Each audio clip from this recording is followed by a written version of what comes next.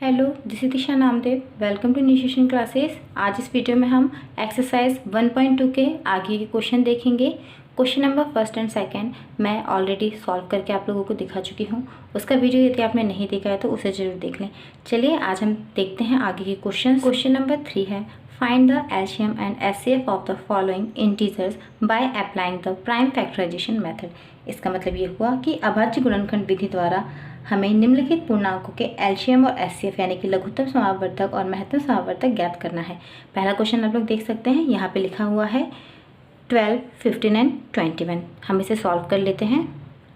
Prime factorisation method का use करना है हमें यहाँ पर।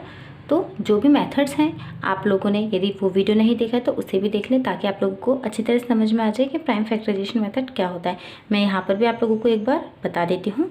इस तरह से हम फैक्टर्स कर लेंगे। आप लोग यहाँ देख सकते हैं 12, 2 की टेबल हम पढ़ेंगे 6 टाइम। 2 6 है 12, 3 6 6 एंड 3 1 हो जाएगा हमारे पास यहाँ पे 3। इस तरीके से ही हम क्या करेंगे, 15 का भी फैक्टर निकालेंगे और फिर 21 का भी निकालेंगे। जब हम 15 के फैक्टर निकालेंगे तो 3 5 15 एंड 5 1 5।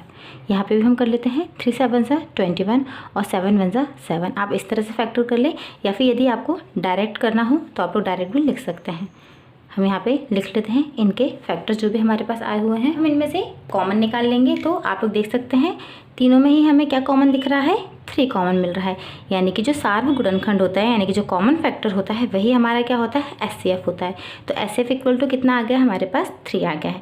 जब हम एलसीएम की बात करेंगे तो एलसीएम हम कैसे निकालते हैं, जो भी हमारा फैक्टर आया है उसको हम एज इट इज सेम लिख लेते हैं और उसके बाद जो भी बचे हुए हैं हमारे पास उन सभी फैक्टर्स को लिख लेंगे। 2 × 2 × 5 × 7। आप देख सकते हैं जो कॉमन फैक्टर था उसको हमने एक बार लिख लिया है और फिर जो बचे हुए थे उनको सभी को हमने यहाँ पे लिख लिया है।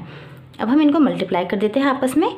तो 3 4 हमारे पास हो जाएगा 12, 12 5 60 एंड 60 × 7 जब हम करेंगे तो हमारे पास हो जाएगा 420। तो इस तरह से हमने आंसर निकाल लिया है, एलसीएम निकाल लिया है और एचसीएफ भी निकाल लिया है। अब हम देखते हैं क्वेश्चन नंबर जो सेकंड हमारे पास है। क्वेश्चन नंबर सेकंड है 17, 23 एंड 29। आप लोग देख सकते हैं ये तीनों ही प्राइम नंबर्स हैं, किसी के टेबल में नहीं आते हैं, 1 से और खुद से ही डिविजिबल हैं। तो इनके हम डायरेक्ट फैक्टर्स कर सकते हैं, हमें अलग से यहाँ पे सॉल्व करने की ज़रूरत नहीं है। हम इस तरह से लिख लेते हैं। 17 के फैक्टर लिखेंगे हम तो 17, 1 × 17। ऐसे 23 का जब हम करेंगे तो 1 × 23 और ऐसे ही 29 का हो जाएगा 1 × 29। अब जब हम यहाँ से कॉमन निकालेंगे तो कॉमन फैक्टर हमें क्या मिल रहा है, 1 मिल रहा है। तो इस तरह से एचसीएफ क्या हो जाएगा, एचसीएफ ऑफ 17, 23 एंड 29 वो हो जाएगा हमारे पास 1। और जब हम एलसीएम की बात करेंगे तो 1 को छोड़ने के बाद जितने भी हम पास यहाँ पे नंबर्स बचे हैं इन सभी का हम मल्टीप्लाई कर लेंगे। तो 1 को लिखने का कोई सेंस नहीं है, मैं यहाँ डायरेक्ट 23, 29 और ये 17 लिख लेती हूँ। जब हम 17, 23 एंड 29 को मल्टीप्लाई करेंगे तब हमारे पास आंसर आ जाएगा 11,339। चलिए अब हम देख लेते हैं हमारे पास जो नेक्स्ट क्वेश्चन है। क्वेश्चन नंबर 3 का ये लास्ट क्वेश्चन है, सॉल्व कर लेते हैं इसे हम। जब हम 8 के फैक्टर करेंगे तो हमारे पास आ जाएगा 2 × 2 × 2। जब हम 9 के फैक्टर करेंगे तब हमारे पास आ जाएगा 3 × 3 और जब हम 25 के फैक्टर्स करेंगे तो आ जाएगा 5 × 5। आप यहाँ इस तरीके से भी कर सकते हैं। 8, 2 4 8, 2 2 4 एंड 2 1 2। जो भी आपको इसी तरीका लगता हो उस तरह से आप लोग फैक्टर कर सकते हैं। आप लोग यहाँ देख सकते हैं हमें इनमें से कुछ भी कॉमन नहीं मिल रहा है, यानी कि जो 1 होगा वो हमारे पास कॉमन हो जाएगा इस तरीके से। तो एचसीएफ क्या हो जाएगा हमारे पास, वो हो जाएगा 1।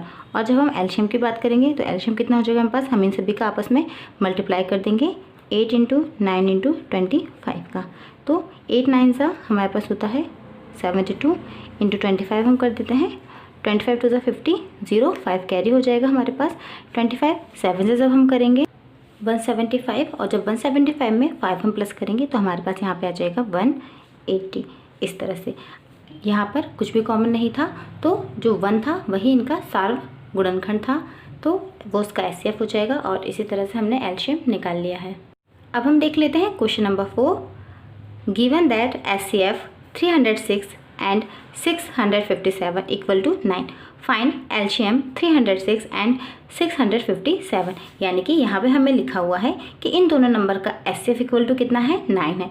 हमें क्या करना है, इनका एलसीएम निकालना है। तो हम इसको किस तरीके से सॉल्व करेंगे आप लोग यहाँ देख सकते हैं। सबसे पहले हम यहाँ इस तरह से लिख लेंगे, वी हैव या गिवन भी लिख सकते हैं। क्या है हमें गिवन, एचसीएफ है 306 एंड 657 का 9 और टू फाइंड यानी ज्ञात क्या करना है हमें एलसीएम। यदि आप हिंदी मीडियम से हैं तो आप यहाँ पे लिख लेंगे दिया है और यहाँ पे लिख लेंगे ज्ञात करना है।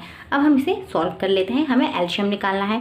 तो फॉर्मूला हमने लास्ट वीडियो में भी डिस्कस किया था, क्या होता है, फॉर्मूला होता है product of two numbers equal to उन्हीं दोनों नंबर का एलसीएम इंटू एचसीएफ। हम यहाँ पे वैल्यूज पुट कर देते हैं। दोनों नंबर्स जो हमारे पास हैं 306 एंड 657 और यहाँ पे एलसीएम कितना है हमारे पास ये हमें फाइंड आउट करना है और एचसीएफ की वैल्यू कितनी है 9। इन दोनों का प्रोडक्ट यानी कि इनके बीच में हम यहाँ पे इस तरह से मल्टीप्लाई लगा देते हैं। अब हम एलसीएम की वैल्यू निकाल लेंगे। जब हम इसका साइड चेंज करेंगे तो 9 यहाँ पे मल्टीप्लाई में है तो कहाँ आ जाएगा, अपॉन में। तो इस तरह से एलसीएम इक्वल टू हमारे पास क्या हो जाएगा 306 इंटू 657 अपॉन में जो 9 मल्टीप्लाई में वो कहाँ चला जाएगा, डिवाइड में। कट कर लेते हैं हम यहाँ पे 657 को जब हम 9 से कट करेंगे तो 9 7 ज़ा 63, यहाँ पे 2 रिमाइंडर बचेगा, 9 3 ज़ा हमारे पास हो जाएगा 27। 306 एंड 73 का मल्टीप्लाई करेंगे तब हमारे पास यहाँ पे आंसर आ जाएगा 22,338। इस तरह से ये हमने यहाँ पे निकाल लिया है एलसीएम। क्वेश्चन नंबर 5 है, check whether 6 power n can end with the digit 0 for any natural number n। मतलब यहाँ पे हमें जांच करना है कि कोई भी प्राकृत संख्या है उसको हमने n नाम दे दिया है यहाँ पे क्वेश्चन में। उसके लिए हमें ये प्रूव करना है कि यदि 6 की पावर n है तब वो जो अंक है वो कहाँ पर एंड होगा, 0 पर। ये हमें जांच करके बताना है कि ऐसा पॉसिबल है या नहीं है। तो चलिए देखते हैं इसे कैसे सॉल्व करना है। हमें डिजिट दी है 6 की पावर क्या है, n है। तो हम सबसे पहले क्या करेंगे, इसके फैक्टर्स निकाल लेंगे, तभी तो हमें पता चलेगा कि इसके लास्ट में जो इसकी एंडिंग हो रही है वो 0 से हो रही है या नहीं हो रही है। तो हम फैक्टर कैसे निकालते हैं आपको पता है, इस तरीके से हम फैक्टर निकालते हैं। तो 6 की पावर n के फैक्टर्स कैसे निकालेंगे, तो हम 6 के फैक्टर कर लेंगे, 2 इंटू क्या हो जाएगा हमारे पास 3। ये कितने बार हो जाएगा, n टाइम्स। आप एक एग्जांपल समझ सकते हैं, जैसे हमारे पास लिखा है 8 की पावर लिखा हुआ है 3, क्या लिखा है 8 की पावर 3। तो जब हम 8 को सॉल्व करेंगे तो 8 के फैक्टर्स कितने हो गए हमारे पास, 2 इंटू 2 इंटू 2, ये होता है 8 के फैक्टर्स। तो इस कितने टाइम लिखना है हमें, 3 टाइम लिखना है। तो इस तरह से एक बार और 2 इंटू 2 इंटू 2 हमारे पास हो जाएगा। ऐसे ही आगे भी यहाँ पे हमारे पास क्या हो जाएगा 2 इंटू 2 इंटू 2। इस तरह से आप लोग देख सकते हैं इसके हमने जो फैक्टर किए हैं पावर जितनी बार थी उतनी बार हमने इसको लिख दिया है। ऐसे ही यहाँ पे हमने क्या किया 6 के फैक्टर्स कर दिए 2 इंटू 3, पावर जितनी है उतनी ही बार हम इसको यहाँ पे लिख देंगे। तो यहाँ पे n था तो हमने n टाइम्स लिख दिया है। चलिए अब हम आगे देखते हैं हमें किस तरह से सॉल्व करना है। आप लोग यहाँ पे इस तरह से लिख सकते हैं, प्राइम फैक्टर ऑफ 6 की पावर n इक्वल टू क्या हो जाएगा 2 इंटू 3 और ब्रैकेट के बाहर हमारे पास क्या आ गया है 9। अब हमें यहाँ ये चेक करना है कि ये जो डिजिट है हमारे पास 6 की पावर n, तो इसकी एंडिंग 0 से हो रही है या नहीं। तो किसी भी डिजिट का एंडिंग में 0 किस तरीके से आता है, तो उस डिजिट में क्या होना चाहिए 2 एंड 5 का एक पेयर होगा, तभी हमारे पास क्या होगा 10, क्योंकि 2 5 से कितना होता है हमारे पास 10 होता है। तो यदि हमारे पास किसी डिजिट क्लास में हमें 0 चाहिए तो एक फैक्टर 2 इंटू 5 होना ही चाहिए, लेकिन यहाँ पे हमें फैक्टर कितना मिल रहा है 2 इंटू 3 मिल रहा है। यानी कि जो प्राकृत संख्या है, यानी कि जो हमारे पास यहाँ पे डिजिट दी हुई है 6 की पावर n, उसमें एक फैक्टर यदि 2 इंटू 5 होता तो हम क्या कहते हैं कि हाँ इसकी एंडिंग 0 से हो रही है। लेकिन यहाँ पे 2 इंटू 3 है, कोई भी फैक्टर 2 इंटू 5 का नहीं बन रहा है हमारे पास, तो हम क्या लिख देंगे कि ऐसा संभव नहीं है। यदि आप हिंदी मीडियम से तो आप इस तरह से लिख सकते हैं, जबकि कोई प्राकृत संख्या यदि 0 पर समाप्त होती है तो उसके जो प्राइम फैक्टर है यानी जो अभाज्य गुणनखंड है वो 2 गुणा 5 के रूप में होना चाहिए। और यदि आप इंग्लिश मीडियम से है तो आप लोग इस तरह से लिख दें, वेदर 6 की power n can end with the digit 0 so prime factor should be in the form of 2 into 5। तो क्वेश्चन नंबर 5 का आपको कैसे सॉल्व करना है, सबसे पहले उसके जो प्राइम फैक्टर्स हैं उन्हें निकाल देना है और उसके बाद ये जो स्टेटमेंट है, यदि आप हिंदी मीडियम से तो हिंदी में स्टेटमेंट और इंग्लिश मीडियम से तो इंग्लिश में स्टेटमेंट दे देंगे और फिर हमारा जो आंसर है हम उसे लिख देंगे फाइनली जो हमारे पास आंसर है। तो आप लोग किस तरह से लिखेंगे, यदि हिंदी मीडियम से तो लिखेंगे अतः 6 की पावर जो n है वह 0 पर समाप्त नहीं होगी, और यदि आप इंग्लिश मीडियम से है तो आप लोग क्या लिख लेंगे 6 की power n will not and with the digit 0।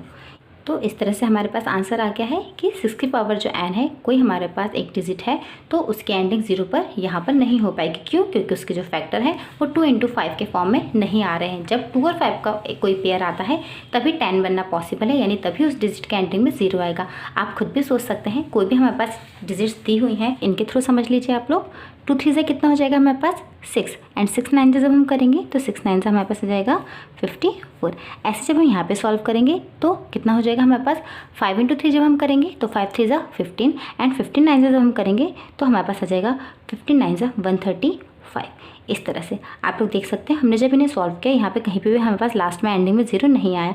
लेकिन यदि हम क्या करते 2 × 5 × 3 × 9 ले लेते। अब देखिए आप लोग 2 और 5 का एक पेयर हमें यहाँ पे मिल गया है तो इस तरह से 5 2 = 10 और 3 9 से कितना हो जाएगा हमारे पास 3 9 से होता है 27। तो इस तरह से कितना आ गया 270। ऐसे ही आप लोग कोई सी भी डिजिट ले लें, जब 2 और 5 का पेयर बन रहा होगा तभी हमारे पास 0 आना पॉसिबल है, अदरवाइज 0 नहीं आएगा। आई होप आप लोगों को अच्छी तरह से समझ में आ गया होगा।